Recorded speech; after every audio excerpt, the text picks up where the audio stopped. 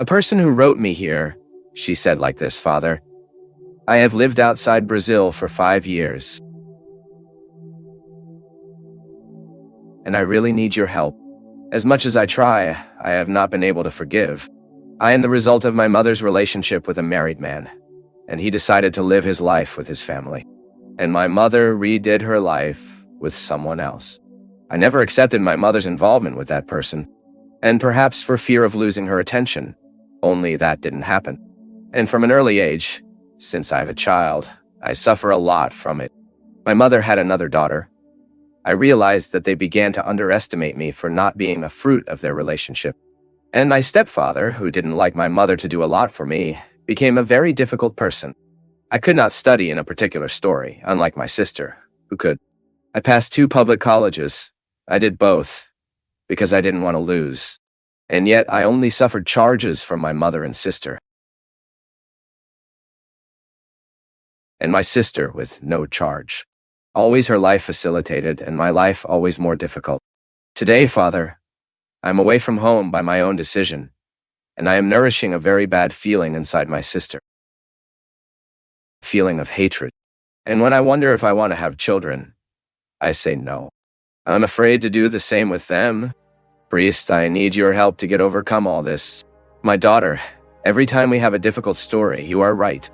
It is very common for one person to reproduce in the other the difficult life they had. That's why we need to heal from what you lived, what you experienced. Because otherwise we become continuing what was so painful to us.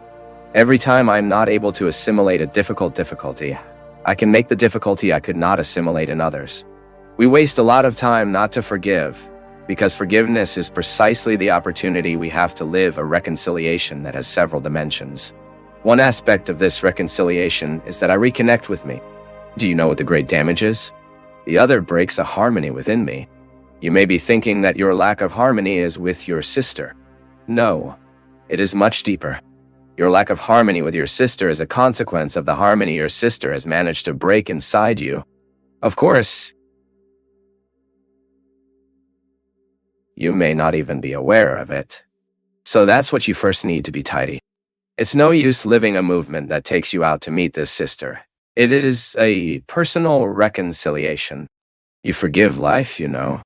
Forgive yourself for not being able to face, shield yourself from all these evils you did to you. It is reconciling, getting out of the condition of victim, because no one earns anything feeling the poor thing of history, which was mistreated. What was that? What was that? I have never seen a person becoming great, winning, feeding the victim spirit. This first movement you do is corrected what you have allowed to be broken. It is one thing to enter my house and throw a precious piece on the floor. Another thing is someone to enter my house, make me hold the precious piece, and send me to throw it on the floor, and I obey. The first damage they usually do with us is this. They make us despise what we have most precious. That is terrible. The contempt of the other for me, the arrogance of the other with me, or the injustice of the other to me makes me live just an inner break. And then I end up thinking my difficulty is with the other. No, the first difficulty I have is with myself. I need to correct this here. The damage I made in myself because I believed the contempt of the other. Then you can say, Dad, but how do we avoid it? It's hard when you're talking about a child who doesn't have the filters that an adult has, for example. An adult has filters that the child does not have. So the child is strongly attacked, and she doesn't have much immunity to receive the attacks, so she records everything. Now, as we are becoming aware, we need to have the courage to put this armor so that the other does not destroy us with what he says, with what he thinks about us. It is therefore, my daughter, that you now have to live the therapeutic process of healing yourself, and then able to forgive your sister. Do not insist on forgiving your sister if you do not forgive yourself before. The movement is always from the inside out. Sometimes you keep thinking you need to forgive the other when you actually need to forgive yourself. Forgiveness to the other will be a natural consequence. Reconcile with you, and it will be easier for you to live with others. Sometimes our coexistence with each other is very difficult because we lack the instruments for a healthy coexistence with us. And life is very short, right? For us to waste her, so we don't enjoy it. Today, God gives us the opportunity to put our choices into context in favor of our growth. Choose what today builds you. Instead of choosing to break hatred, choose to get rid of it. Instead of being brooding over the bad things that told you, choose to read a good thing that will replace this information. Instead of seeing images that bring you sadness, disappointment, that rekindle disappointments, secure your eyes on something that is beautiful, like this image here. Contemplation. When we go to a place where it has beauty, what happens to us? The beauty that is out, when contemplated, it passes into us. That's why it makes us so well see a good movie. To be in front of a painting, a sculpture. Art has an effect on us. What is out harmonizes what is inside. Choose this. Choose the part that is good for you. And of course, what destroys you is losing the opportunity to destroy you. The seed has the gift of being a tree. She didn't have to do anything to receive that giftie. All the possibilities of the tree are condensed in the seed, but it will have to go through the task process. That is, it will have to fall into the propitious ground. We'll have to receive the rain. We'll have to allow to die to be born tree. This is the task of the seed, and that we often help to take care. If you want a tree in your home, you have been planting since you are small, and you will work that seed that has been planted so that it will be the tree it can be. We are all endowed with this gift. I was born to be free. Freedom was granted to me as an unenforceable gift. It is non-nervous. I can't say that I don't want this gift. It's on me. Now, I will have to fight in my daily life to reach this free state of free man. You, a free man. A free woman.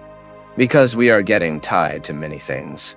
There are many human situations that are harming our freedom, starting with our education. Because when we are born, we are deliveretto, a family. And families are not perfect. Our parents did not study psychology so that they could educate us. They missed us a lot.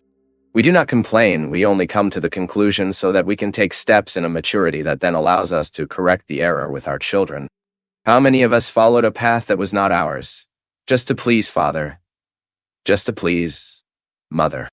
How many of us repeated a sad story because we were chained in the defects of our parents, and then we reproduced exactly the same mistakes of them?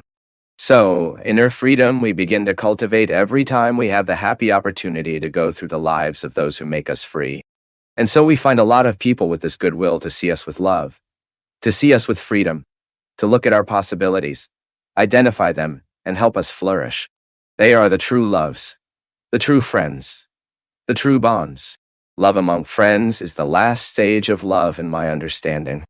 I understand that gospel that Jesus is placed in the face of some questions that were around. Jesus, the woman is married to this one. After he dies, she marries his brother. When do these people die all? Who will they be a wife? And Jesus said, this is no longer important. I believe that in the last stage of love is fraternity. Father and mother experience this over time. Even marriage is like this. Over time, it becomes a beautiful friendship. All those corolars of sexuality are already accommodated, right? I hope it lasts a lot in your wedding, right? But you can be sure that what will hold the relationship at the end is this fraternity that is established. Love for each other, respect, admiration. So every time it goes through our lives, a fraternal, true love, without the interests of sexuality. Every time you are looked fraternally by someone, it extracts the best and you get freer. So good we are looking at this look that releases the inner freedom we have. People who make us free, because there are some who are experts in imprisoning us, aren't they? Just look at us. It has so much expectation in her eyes that we can't stand the weight of the look. There are some people who sometimes say, "You don't like me." You hear that a lot, right? It is not that we do not like it. It is that the other looks at us so much weight that we are not pleased to be close. We need to educate ourselves so that we are a promoter of inner freedom of each other And naturally, we promote this freedom in us as well. Because it is very sad to be tied to your needs, in your ills. Jesus was a specialist in breaking the power of chains that prevented those people from being them. The freer you are, the greater your ability to love. The greater your ability to be a mother. Without being a victim of your addresses.